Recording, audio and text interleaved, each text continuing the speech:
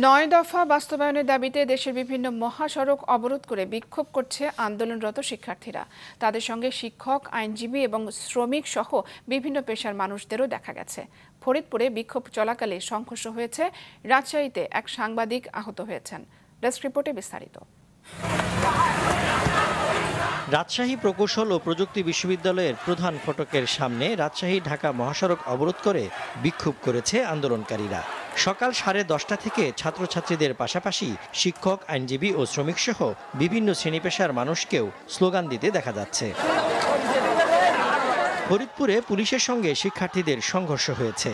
বেলা 11:30টায় দুপক্ষের সংঘর্ষে শহরের ভাঙামোড় এলাকা রণক্ষেত্রে পরিণত হয়।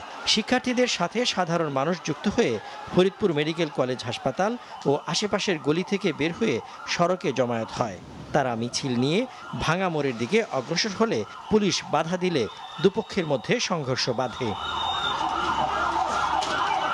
নারায়ণগঞ্জের চাষারার শহীদ মিনার ও বিজয় স্তম্ভের সামনে বিভিন্ন কলেজের শিক্ষার্থীরা অবস্থান নিয়ে বিক্ষোভ মিছিল করে। নগরীর সাথে সব ধরনের যানবাহন চলাচল বন্ধ হয়ে গেছে। তোলারাম বিশ্ববিদ্যালয়, নারায়ণগঞ্জ কলেজ ও নারায়ণগঞ্জ মহিলা কলেজ সহ বিভিন্ন শিক্ষা প্রতিষ্ঠানের শিক্ষার্থীরা বিক্ষোভে অংশ নেয়। টাঙ্গাইল শহরে প্রেস ক্লাবের সামনে থেকে বিক্ষোভ মিছিল বের হয়ে বিভিন্ন সড়ক প্রদক্ষিণ করে একই স্থানে গিয়ে সমাবেশ করে শিক্ষার্থীরা। এ সময় শহরের বেশিরভাগ সড়কে যান চলাচল বন্ধ হয়ে যায়। সাভারে জাহাঙ্গীরনগর বিশ্ববিদ্যালয়ের শিক্ষার্থীরা ক্যাম্পাস সংলগ্ন ঢাকা আরিচা মহাসড়ক অবরোধ করে বিক্ষোভ করে। বিশ্ববিদ্যালয়ের শিক্ষার্থীদের সাথে সাভারের আশেপাশের বিভিন্ন শিক্ষা প্রতিষ্ঠানের শিক্ষার্থীরাও যোগ দেয়। লক্ষ্মীপুরে জেলা প্রশাসক কার্যালয়ের সামনে লক্ষ্মীপুর ঢাকা মহাসড়ক অবরোধ করে শহরের বিভিন্ন শিক্ষা প্রতিষ্ঠানের শিক্ষার্থীরা। তবে পুলিশ সতর্ক অবস্থানে থাকলেও মিছিলে কোনো বাধা দেয়নি।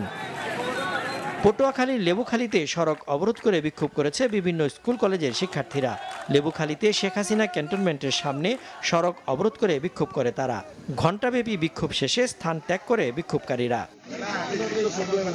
কুষ্টিয়া, ময়মনসিংহ ও যশোর সহ দেশের বিভিন্ন স্থানে বিক্ষোভ মিছিল ও সমাবেশ করেছে বৈষম্য বিরোধী আন্দোলনের শিক্ষার্থীরা। সজীব সাদিক, মাছরাঙা নিউজ ডেস্ক।